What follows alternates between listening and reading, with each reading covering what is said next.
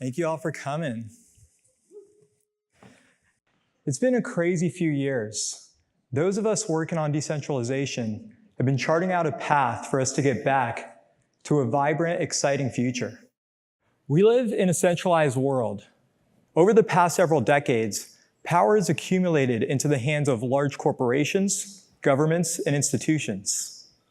This concentration of power has made it difficult for the average person to find their place in the world, contribute in meaningful ways, and provide for themselves and their families. In 2015, Ethereum launched the first general-purpose blockchain with smart contracts. For the first time, we had a way to get to global consensus with an expressive set of tools for programmable money and verifiable information.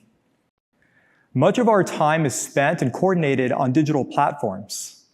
The web has a client-server architecture, which means whoever runs the server has complete control. They get to choose who can do what, who sees what, and even what information is considered the truth. But it doesn't have to be that way. Those of us in the crypto industry have been working on a new path forward. Web3 is a new platform for decentralized applications. By decentralizing the computing layer for applications, we can scale human coordination without giving power and control to specific companies and institutions. In 2017, a group of us saw the activity happening around Ethereum and decided to get involved. We believed in this decentralized platform vision, but we saw that developers were building normal centralized Web2 apps that just happen to use the chain for some things. They couldn't actually build decentralized applications because somehow they needed a way to get the data from the chain and organize it in order to feed into their applications. They ended up having to run their own servers, and that means that people needed to trust these teams. And so we weren't actually decentralizing power and control. We saw that, and that's when we started building the graph. The graph is a protocol for organizing public data and serving it in a completely decentralized way. It makes building decentralized applications easy and is a foundational layer of the Web3 stack. We've got a great set of talks throughout the day to illuminate some of the technical challenges and what's been required to create this resilient indexing and query layer. It starts with subgraphs. Data on Web3 can come from a number of different data sources like blockchains and storage networks. That data needs to be processed and indexed so it can be efficiently queried by applications. Subgraphs define a subset of data that can be queried. The subgraph developer specifies what data sources they want to listen to, how they want to process that data, and then a GraphQL schema for querying that data. The subgraph can then be published to the network where anyone can use it as a building block. There are a number of roles that make this all possible. Indexers are the ones that run the servers that process and serve the data. Anyone with experience running servers or optimizing databases can be an indexer and provide this valuable service to the network. Delegators help to secure the network by delegating GRT to indexers. That lets the indexers serve more queries in the network. This way, delegators can factor in all kinds of external signals to allocate resources to the best indexers. Anyone can publish a subgraph to the network, so curators are needed to sift through and organize the data on the graph. The curators signal on subgraphs that they believe are useful and should be indexed and used. The indexers have two sources of income: indexing rewards and query fees. The indexing rewards come from new token issuance created by the protocol. The amount of indexing rewards is proportional to the amount of curator signal on a given subgraph. That way, if a curator says that a specific subgraph is valuable, there are more incentives for indexers to come and pick it up, which creates a higher quality of service. The query fees can be paid by the end user or by the application. Delegators get a cut of the indexing rewards and the query fees, and curators get a cut of the query fees. That way, they're incentivized to find the most valuable subgraphs that they think are going to drive real query fees to the network. So with these roles, rules, and incentives, we're able to create an economy where individual actors can self-assemble, each acting in their own self-interest, and we get a dynamic network that's able to create an incredible quality of service for organizing and serving all of the world's public information in a decentralized way. The network's been live for a year and a half, and there's now 167 indexers, over 9,000 delegators, and 2.4 thousand curators.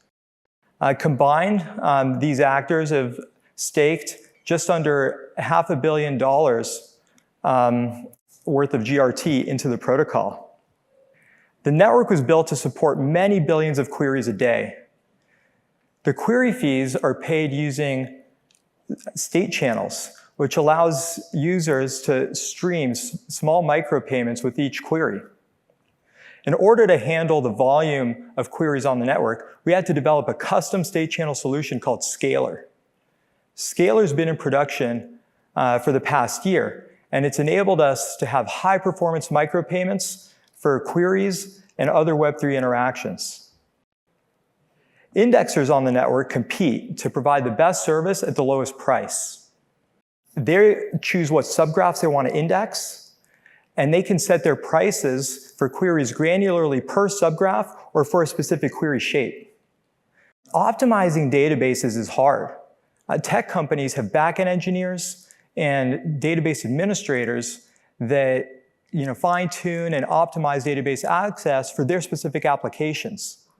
The graph uses GraphQL, which is a flexible query language, but that does make it difficult to make sure that everything is running efficiently and with low latency. So with Agora, if an indexer can spot a slow-running query, they can go in and optimize it and then charge more, which allows them to become more profitable. Since all of the indexers are competing, consumers are always getting the best possible service. The Semiotic Labs team is working on integrating machine learning to make this process even more efficient and automated. By having an efficient query market, we can scale a network to service every kind of application and completely remove the complexity of the infrastructure away from developers. The network currently uses gateways to help facilitate connecting to indexers. There are about a dozen gateways geographically distributed around the globe. When a user issues a query, it gets routed to the nearest gateway, and from there to a nearby indexer. The gateways use an indexer selection algorithm that chooses the best indexer based on factors like price, performance, and economic security. By having a geographically distributed network, users in different countries are able to have much faster and better experience than they were before. The network has been scaling, and developers are building all kinds of amazing Web3 applications on top. ENS uses the Graph Network for their domain name registration service. Artblocks is a generative NFT project that uses the Graph for their NFT marketplace. And Yearn uses the Graph Network for their DeFi aggregation protocol, and many, many others. If you're building a decentralized application, the Graph Network is ready for you to use today. Many of you know that EdgeAnode, the company I work for, has been operating a free hosted service that we actually launched at the first Graph Day in January 2019. Usage on the network has been picking up as developers have been migrating their subgraphs from the hosted service to the decentralized network. Not all of the query fees make it on chain, but if we look at the billing contract on Polygon, we can see the rapid growth in query fees on the network. And this is just getting started. Performance on the network is comparable to that on the hosted service. You can see that both right now are doing around 120 milliseconds latency on average, and the decentralized network keeps getting faster. On the reliability front, they're also very comparable, sometimes with the network doing better, because it's hard to maintain a hosted service no matter how complex and geographically distributed it is. With the decentralized network and 167 indexers, there's almost always going to be someone available to service your query. And so this is pretty crazy. I mean, for years, people told us that there was no way to build a decentralized network that could be as fast and efficient as a centralized service. And we proved them wrong.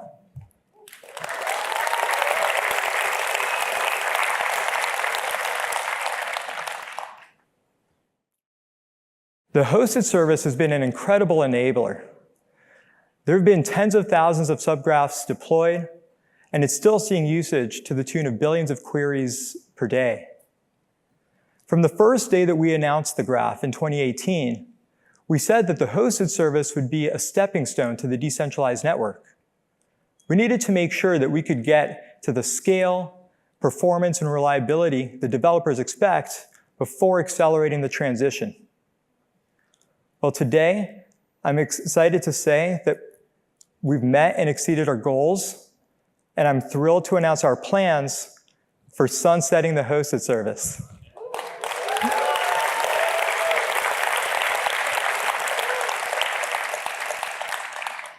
It's going to be a gradual transition.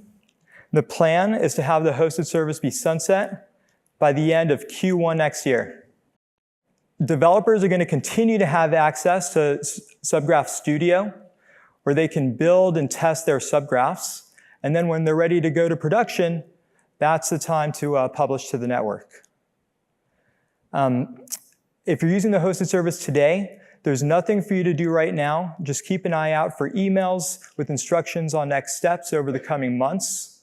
There's going to be engineers and support people from the foundation and the different core dev teams here to help and to make sure that you and your users don't skip a beat.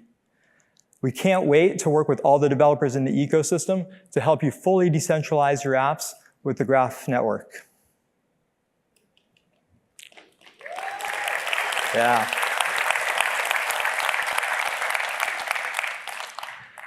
I just want to take a moment to recognize every single person in this ecosystem that wakes up every day and makes a decision to contribute to this network without anyone telling them what to do.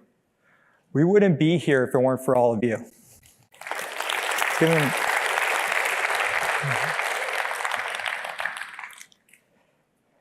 It's really incredible to see that a decentralized protocol and ecosystem really is the best way to scale human coordination.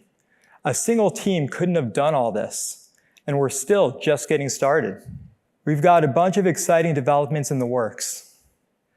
As more blockchains and layer 2s mature, there's going to be more and more data for us to index. We launched initially with Ethereum, and Near was the first non-EVM chain that we supported. Solana, Cosmos, and Polkadot, and others are going to be up next. Keep an eye out for an announcement from Figment today. We want to make using the graph as easy as possible. The Guild has been working on Graph Client, which is a new GraphQL library that can replace alternatives as the easiest way for developers to use the graph. We're excited to announce today that we're launching Graph Client 1.0.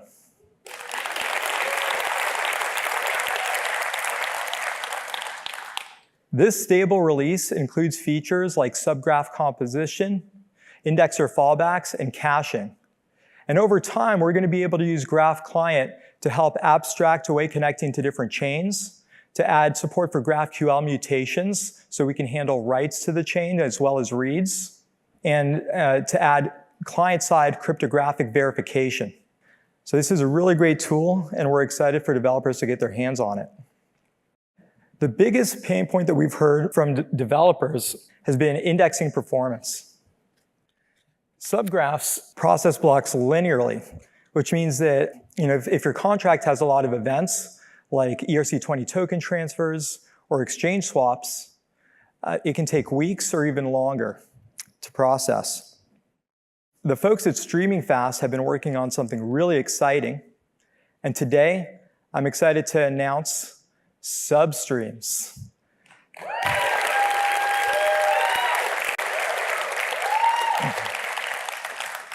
Substreams is a new building block for high-performance, parallelized stream processing. Using substreams as an input data source, developers can expect indexing speedups of up to 100 times for their subgraphs.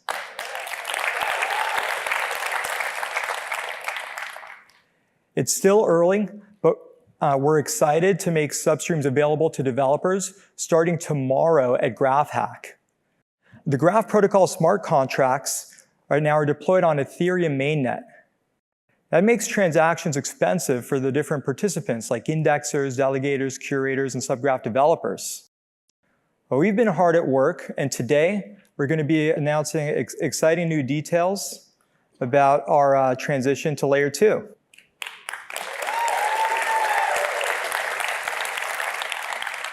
Brandon Ramirez is going to be covering this and other protocol improvements in his talk later today. And if you want to learn more about substreams, Sebastian, a council member, is going to be also diving into that in a talk later today.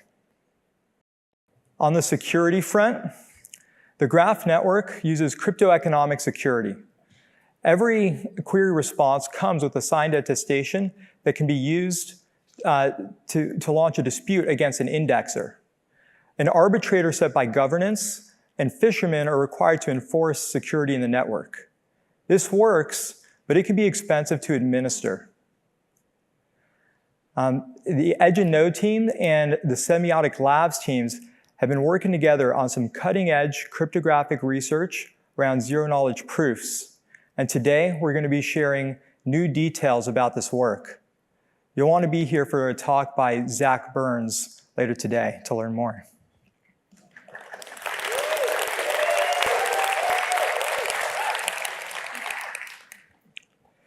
All information is relational and forms a graph.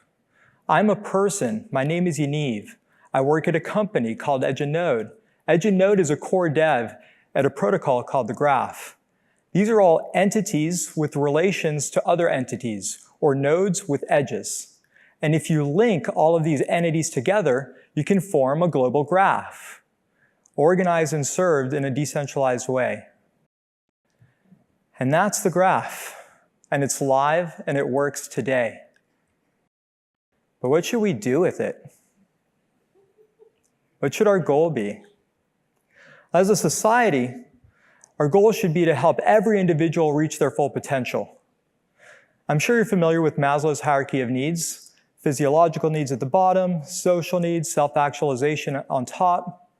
Our goal should be to get everybody here. Not just in the US, not as an East versus West thing, every person on Earth. Importantly, every individual needs to decide for themselves who they want to be and when they're self-actualized. Self-determination is key. Every good society aims to improve the well-being of its people, and they do so using the technology available at the time. We've gone through several technological ages with the advancement of technology. In the agrarian age, the invention of farming allowed them to feed many more people and create the first civilizations. Agrarian societies were mostly centrally managed and controlled. The industrial age saw inventions like electricity, steam, power, steel, petrochemicals, and capital markets to scale human coordination with corporations. A tremendous amount of wealth and prosperity was created, lifting quality of life across the board, and this is still mostly the age that we're in.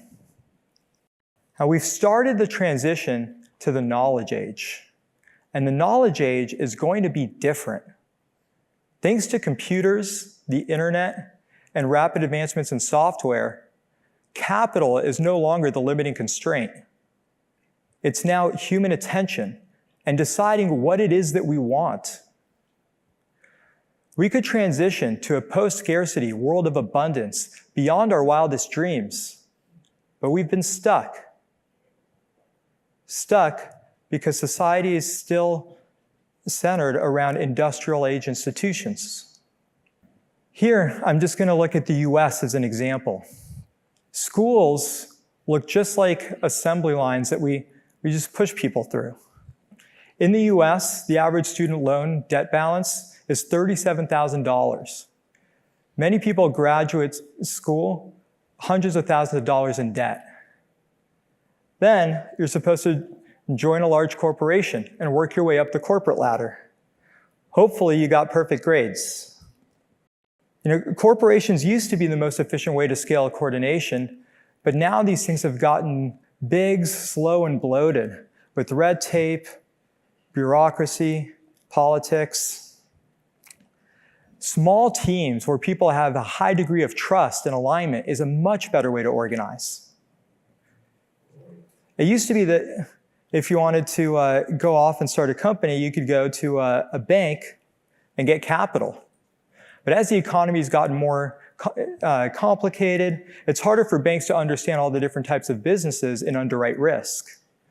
Even venture capital is wildly inefficient.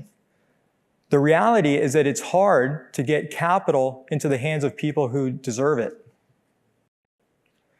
While all of this is going on, maybe you want to read the news to try to understand what's going on in the world. A lot has been said about the decline in journalism. Can anybody confidently say that they understand what's going on in the world and that they know the facts? And then we have religions. I respect everybody's right to practice their religions. I just want to point out that in the US, church, synagogue, and mosque attendance has declined from about 73% in 1937 to around 47% today. No doubt there's wisdom in Scripture, but it could be that some of this is because it's hard to apply texts that are thousands of years old to our modern lives. And it's clear that people need a strong moral framework, a spiritual connection to something greater than themselves, and a feeling of community and belonging. Without those things, societies quickly decay.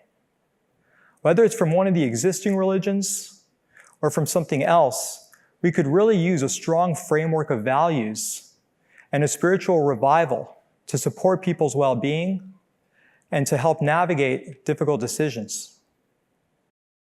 And finally, nation-state governments. Did you know that Congress's approval rating is 18%? That's crazy. The way that we make and vote on laws is fundamentally broken. Why is this something that happens in back rooms where they shove all kinds of unrelated items into these multi-thousand-page bills that are all or nothing? Where does the money go? And then we get to vote on representatives every few years from a limited set of parties. There's a 0% chance that if you were designing a government system today, post-internet, that this is the system you would design. So, these are the institutions. How should we organize in the knowledge age? The answer is protocols. Protocols are a new organizational structure. They allow you to build internet-native institutions that are open, transparent, and fair. They create permissionless jobs, so anyone can contribute to the areas they care about. We can have protocols for every single mission, from combating climate change to ending homelessness. We believe that humanity can solve any challenge with the right incentives and coordination tools. But first, we have to fix the incentives. When you're looking for a job, you want to look at these three things: what you're good at, what you love to do, and what the market will pay you to do. And of course, you want to look for the intersection. Now, all of these take work, but the hard part is the bottom right here. Right? There are plenty of things that people would want to do that would genuinely be valuable for society, but that they can't get paid to do. We call that a market failure. Today, we use the free market to distribute products and services. And whenever there's a clear relationship between a buyer and a seller, the free market works great. But when there isn't a clear relationship, like when a lot of people can benefit from a product or service, then that thing becomes a public good. And right now, we rely on governments to distribute funding for public goods. And we also rely on governments to set public policy. And as we've just seen, governments are not incredibly effective. With protocols, we can use fees for products and services, much like query fees in the graph or transaction fees with blockchains. And then we can use rewards to administer public goods, much like indexing rewards in the graph and block rewards in blockchains. Because we have programmable money, we can build much more sophisticated mechanisms to design the incentives that we want. We can also use protocol governance to help set public policy with real-time voting systems that are cryptographically secure.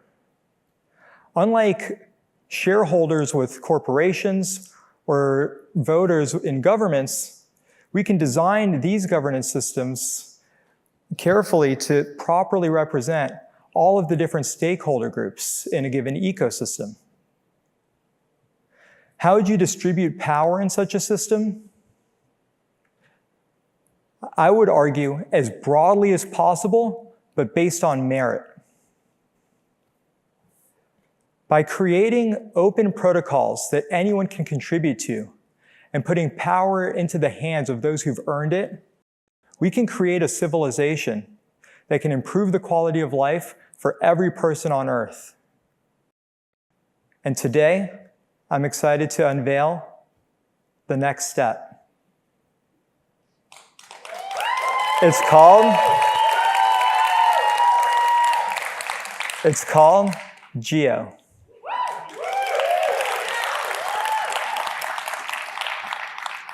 Let's roll a clip.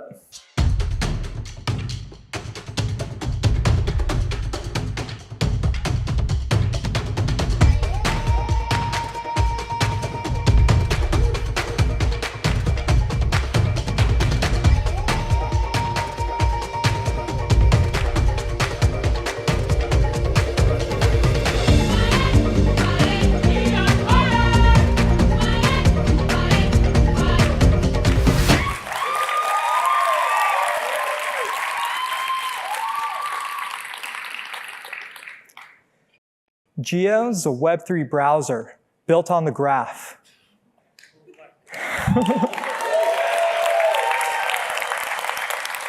It's a window into a new world, a decentralized world. When you land on the home page, you see a gallery of pages. These are like web pages, but they're graph pages. See, the web is fundamentally broken. If you ever want to know why you're seeing what you're seeing on the web, the answer is always because the server says so. You have to deal with trackers, ads, pop-ups, and you're always at the mercy of some corporate overlord. In GEO, the pages are open and curated by the community. If you want to know why you're seeing what you're seeing, you can inspect the query, and it's all secured by the graph. We wanted to create the best possible experience for browsing Web3, and so we made a native app that's iPad first. We can navigate to pages, and you can pinch to swipe out and navigate to your recent pages. This also works on Mac using the trackpad for multi-touch. Let's take a look at a page here for values. We can see some tables with different values, like individuality and progress. Values are now entries in a global database that anybody can reference. We can rank these, and we can reference them when we're trying to make difficult decisions. Let's take a look at another page. We'll hop over to the policy page. Here, we can set and discuss public policy decisions, starting with content moderation, a big problem on the web. Here, we can define different policy groups for jurisdictions, like the US federal government, or iOS store distribution requirements, or more restrictive set of policy groups, like respect and safety, really to people's preference. Then people can label different pages as being against specific moderation rules, and then the apps and the users can filter to just show the relevant content. But now we can put the power in people's hands in making these decisions. It's no longer something that needs to be done in back rooms where we don't understand how these decisions are being made. In Geo, every page is editable, subject to reputation-weighted voting. Let's go ahead and propose a rule that we'd like to add to the rules table here. We just hit the edit at the top and we scroll down, and we can go ahead and add a rule right into the table. Let's say that we think it's important for people to respect each other's privacy in public settings. And we can add the appropriate policy group. And now we can head over to the publish screen where we can see all of the pages that we've edited locally. Let's go ahead and publish our change here. We can add as many pages, as many edits as we want into a single proposal. We can add a name to our proposal and add a description. And then we're going to publish our change to the blockchain so that people can vote.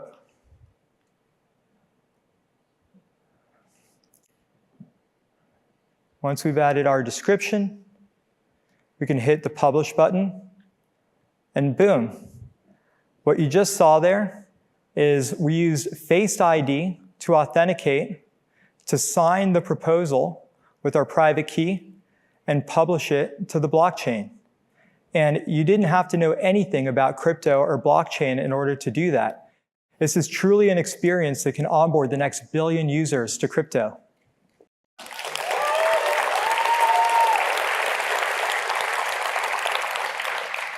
Now we're here in beautiful San Francisco.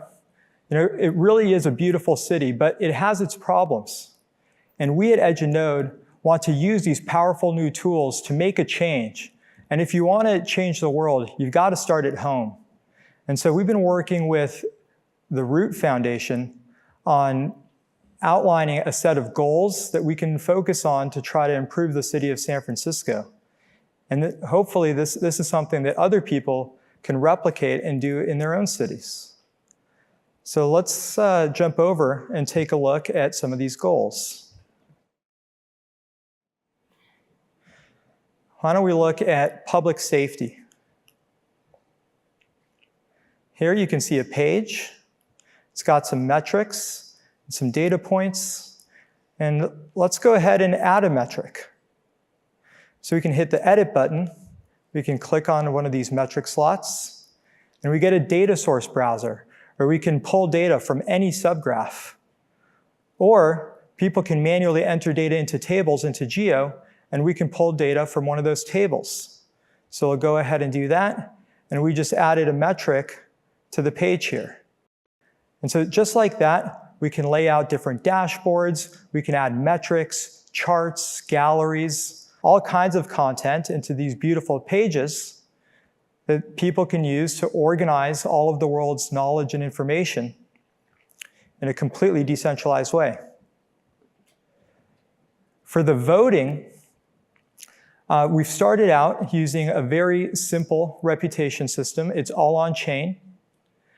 And it's based on the amount of content that you add to the app. But in the future, we want people to be able to design their own reputation systems using subgraphs. See, that's exactly what subgraphs are meant for. Right? What's reputation if not a view on events that have taken place. And so if you want to have different weightings to different types of actions and design your own reputation systems, you can do that right inside of subgraphs. Let's take a look at what it looks like to vote on a proposal here. If we go over to the vote screen, we can see a proposal that somebody else has made, and we can see the diffs with the before and an after of the change. We can review to see if this looks good, and if so, we can hit approve. Jump back over to the publish screen, where we can see our votes at the top there. You can batch as many of these up. Boom, you just hit publish, and you've submitted your vote to the chain. So just like that, we can organize all of the world's public knowledge, serve it in a decentralized way, browse it through a beautiful new interface, and organize to solve the world's biggest challenges.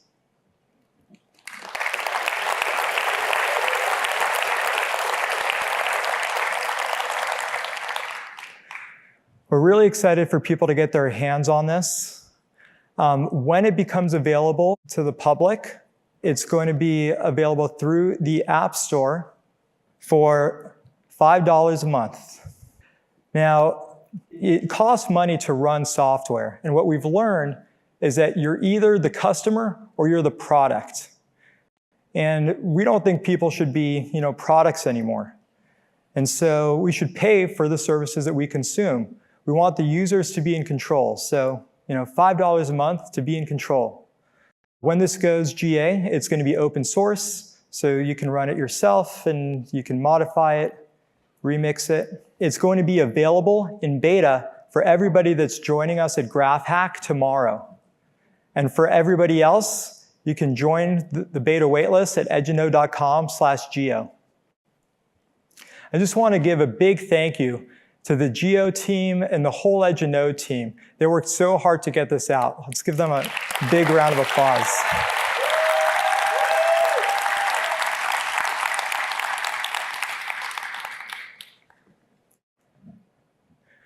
For those of you that are just now starting out, you're not crazy. The system is broken, but it's okay, because we can fix it. We can build a better one that better represents our values. And we can do it in the open, so it's transparent and everyone can participate. We want everyone to be able to contribute, but we should acknowledge some basic truths. It's hard to truly know anything. Those that have become knowledgeable in any domain know what it took to achieve that. We don't want to relegate truth to authorities. The truth can come from anywhere.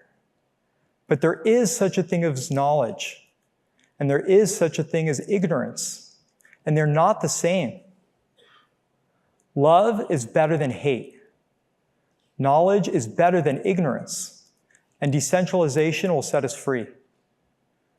If we follow those values, we can all live richer lives. The journey starts within. When we're young, we build up walls, defense mechanisms that protect us. But as we get older, those defenses get in the way and prevent us from seeing things clearly, the way they really are. You have to look inward and see and accept your weaknesses and disadvantages and face your fears. It's going to hurt, but when you do, you can tear down your walls and truly be present in the world. You can stop blaming other people for your hardships because you have all the power. Once you've done the work, you can go out into the world and try all kinds of things and discover your passions. Choose a mission and find like-minded people who complement you.